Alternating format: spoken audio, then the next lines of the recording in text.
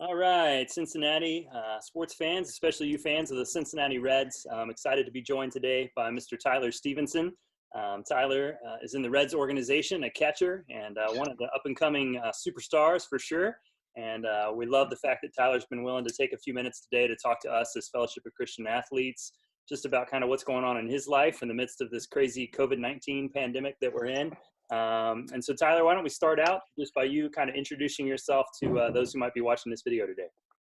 Yeah, well, appreciate having me on. Tyler Stephenson. I'm from Kennesaw, Georgia. I'm a suburb of Atlanta, Northwest. But yeah, got drafted by the Reds in 2015, and just kind of been grinding through it, just about like just everybody else. And um, obviously got added to 40 man this past off season, so kind of inching our way closer. And was in spring training, then all of a sudden the world turned around, and next thing you know, obviously all this is going on, and got sent back home, and now we're just kind of waiting for some answers right now. Yeah. Now, you were drafted out of high school, is that correct? Yes, sir. Yes, sir. So, all this craziness with seniors not getting a senior year, I I'm sure know. that would have really affected you and probably is affecting a lot of young men across the country right now who, like you, had hopes of maybe being drafted this summer. And now I hear the draft's going to change and all that. So, tell us a little bit about kind of your experience coming out of high school, going straight to the minor leagues and what that was like. Yeah, I mean, especially with everybody going on, like especially the high school seniors and those draft eligible guys in college this year. Um, feel sorry for them. Obviously, I don't really know. I don't think anybody really knows the kind of final answer. So we just kind of have to wait and get some answers and stuff. But so yeah, I was drafted, and so I mean, I was always good kind of growing up, but it wasn't really until my junior year going into senior year that I kind of got some notice from scouts and stuff. And I was originally committed to Georgia Tech. Um, so going into my senior year, it was kind of that fall. I kind of got a lot of notice from teams, like questionnaires, scouts coming into the house and stuff. And then the season started and was going well. Then I ended up hurting my oblique.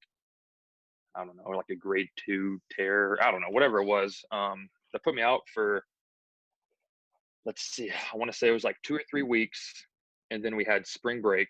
So that was an additional week that I had off. And then that next week after spring break, we were playing on Monday and got like one inning in, then we got rained out the whole week. So I think in a sense, they got like 5 weeks off. And then really, it was just kind of perfect timing of putting everything together. And then once I got back from that injury, it was just kind of took off. And then I was fortunate enough to get drafted by the Reds in the first round and everything. And then about a week after the draft, got a call and had to go out to Arizona. The next thing you know, a couple of days after that, I was in Billings, Montana, which I loved it. I mean, I love being in the outdoors, especially from where I'm from, fishing and everything. So when I was out in Montana, the host family I was with, on our off days, we'd go to Yellowstone and we'd fish. And I mean, if anybody's been out there, I mean, it's the most beautiful views you could ever imagine. So I mean, I loved it. And then I'm sure people in Cincinnati know about Dayton, spent my time there and just kind of been working through. And then I was in Double A last year in Chattanooga. And then I was well, obviously could still be in Louisville. Don't really know in terms of what the season holds, but expecting to be in Louisville and hopefully in Cincinnati not too long. Yeah, absolutely. We want the end of your address to read Cincinnati, Ohio. Very clear. Absolutely. We're excited to have you up here. You're kind of a big frame catcher too, as well, right? Like, how Yep. tall are you? 6'4", 6'5", roughly. I bet a So lot of pitchers I'm a are big like, kid. "Yeah, I'll throw to that guy." Yeah, I'm a big guy to say the least. No, So that's good. That's good. So, tell us a little bit about Tatram, one of your big friends, oh right? Who got your yeah. away and left town. And I know you guys have a close friendship that you kind of formed. But he also being a professed Christian, Christ follower, right? So, Hmm. I think it's probably. I mean, I think you would agree with this. It's important to have kind of like-minded guys that you kind of speak Absolutely. the same language with and stuff.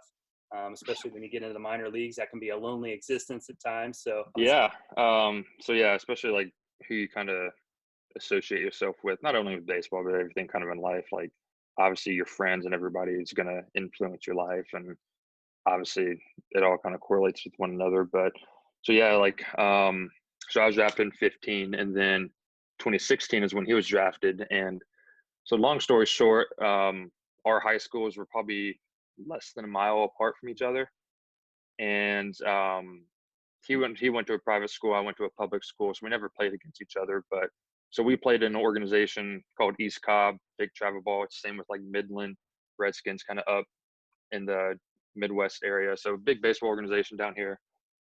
And so I was always on the 16-year-old team, and Taylor was always on the 15. So he was always 1 year younger. So like we knew of each other, and we had mutual friends. And so that 2016 draft rolls around, and I don't know, I think I got a text or saw it on Twitter or something about we drafted Taylor, and I was just like, this is amazing, especially to be at the level we're at, and then to have somebody from your hometown to be on your team to kind of go through this together was great. And really, I think that next year, that's when every year we've lived with one another. When we were in Dayton together, we stayed with the same host family. When we were in Daytona, we stayed together.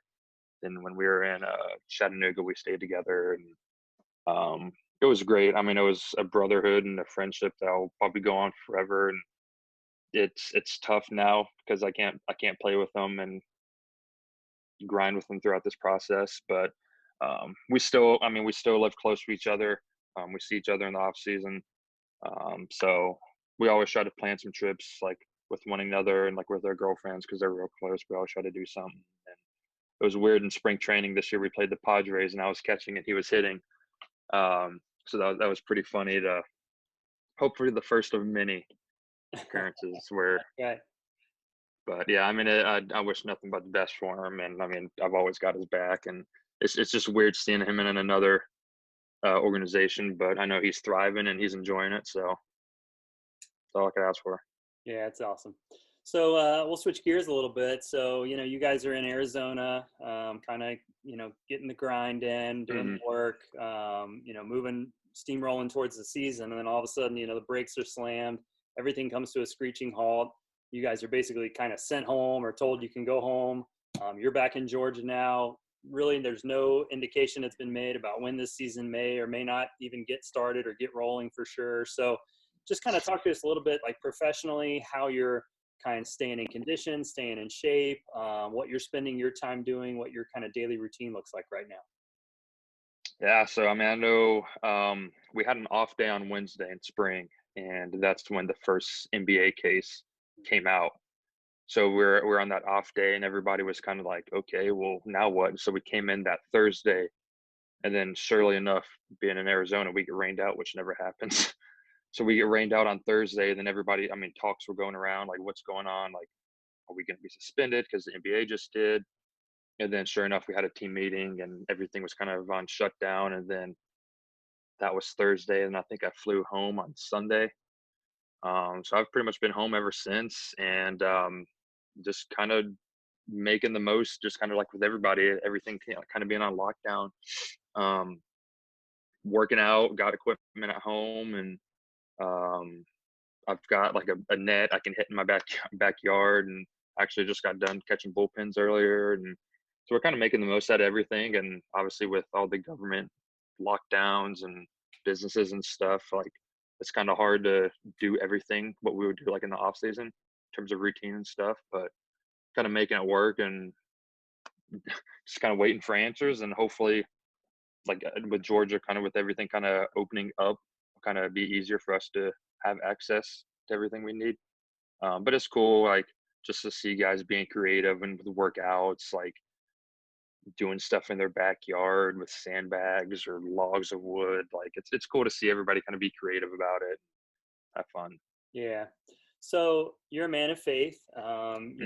Your Twitter handle says as much, right? Like that you're a Yeah. Christian. And so talk to us a little bit about kind of how that faith in Christ helps you in times like this when there's a crisis. I mean, certainly in this case, it's a global crisis. That's not Hmm. always the case. Sometimes it's just a crisis that affects us personally. But just talk about the role of your faith kind of in how you're responding and reacting to everything that's going on right now.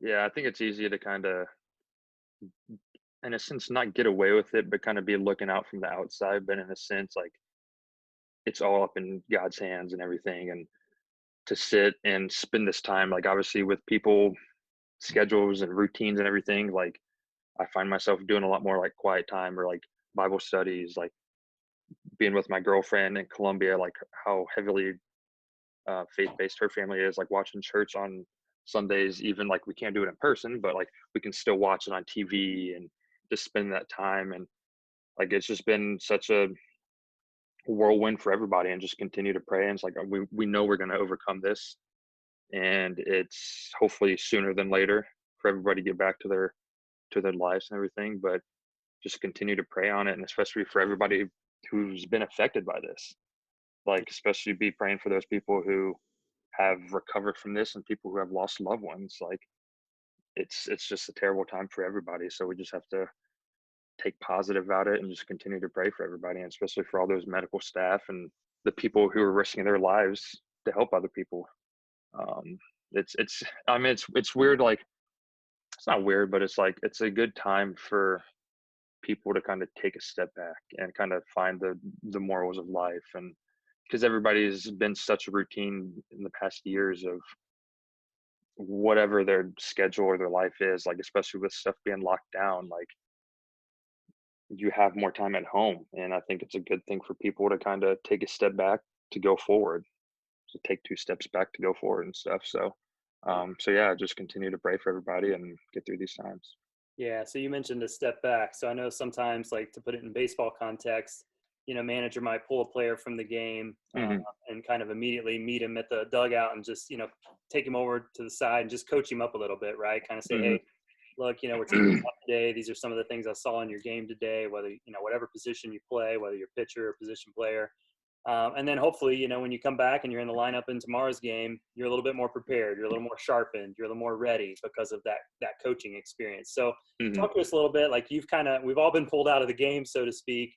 I think God's going to use this time to sharpen us, to chisel away, and hopefully when the game, we get our chance to be in the lineup again, we're going to be better off for it, right? So what's Correct. one thing or maybe two things that Tyler Stephenson hopes that God will teach him in this kind of time of slowing down and kind of taking a break from baseball and the craziness of life and all that? Is there anything that you can think of?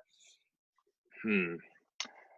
I think the biggest thing is just continue to mature and grow into the man that he wants me to become. And especially with being 23 years old and in the near future getting engaged and then starting that new cycle, just really taking this time to make sure that I am ready for that and to be the leader, and that my girlfriend and wife and kids down the road, that somebody that they can look to, that can lead them and can be there for them. So I think that's really been the biggest thing that I've tried to take away, like not only this time, but something that, I don't know, the past year. Well, yeah, I mean, however long it's been, just to continue to kind of lead me into that, so I can be that man by the time that time comes. Yeah, that maturation process is really important, right? So Yeah, exactly. 23, man, you're a kid. I turned Yeah, 40 this year, so wow, 23. All right. yeah, there was, sorry, I don't want to act like I'm been on my phone, but so we watched the Passion City Church. I think it was during it was Easter. Man, I took notes on my phone, but it was cool. Like, so Tim Tebow spoke, and then Sadie Roberts, the Duck Dynasty, Yep. she spoke. And I'm trying to find verses and stuff and just kind of what they talked about. Um, That's a bum lineup when you have to deal with Tebow and Sadie Robertson both in the same service. That's rough. exactly. Yeah. But it was, I don't know if it was Tebow or Sadie, but just pretty much like during this pandemic, like obviously having a cure, and that cure during this time could be with your faith, in a sense, how it all kind of correlated with one another. And it was, I wish I could find it. I'll try to look for it. But I mean, there was pretty much that in a nutshell.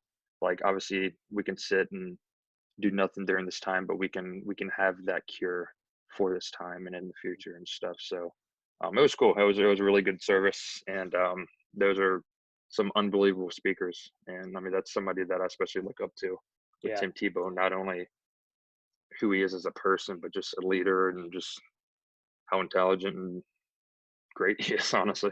Even Yeah. though I'm a Georgia fan and he went to Florida. That's right. Is that even allowed? I don't.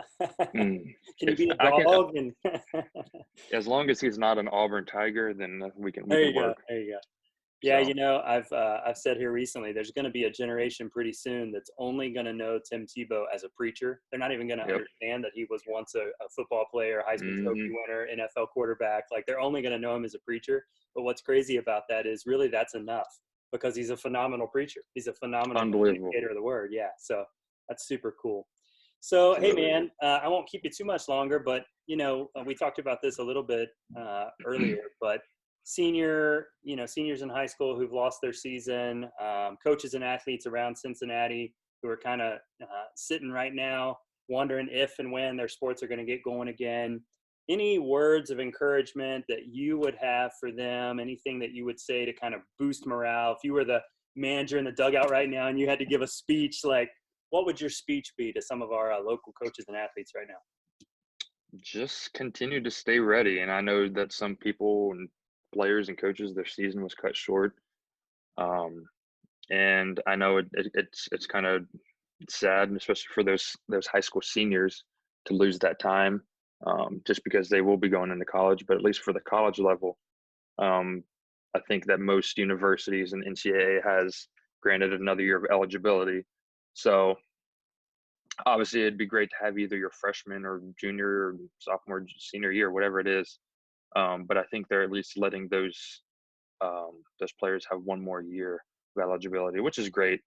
But I mean, I definitely feel for those kids, especially those high school seniors. Because I mean, I was looking back, I was like, man, if it was my high school senior year, like I don't even know, just because I was kind of a late bloomer in the draft. So it's like I don't even know if Hmm.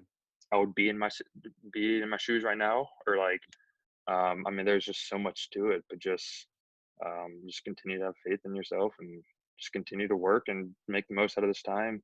Just continue to get better with on and off the field, and just enjoy it. Yeah, absolutely. Was there a school that you were going to end up at if you had not gotten drafted?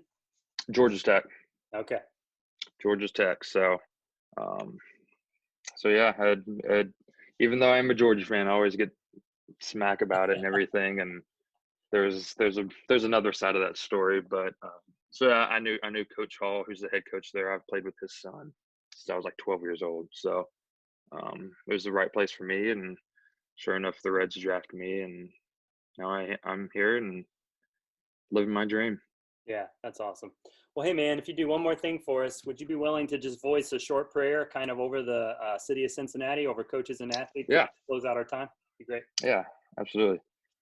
Dear Lord, Heavenly Father, just thank you for this time, getting to speak with everybody, and Lord, just continue to be looking over everybody in Cincinnati and just everybody else throughout the world.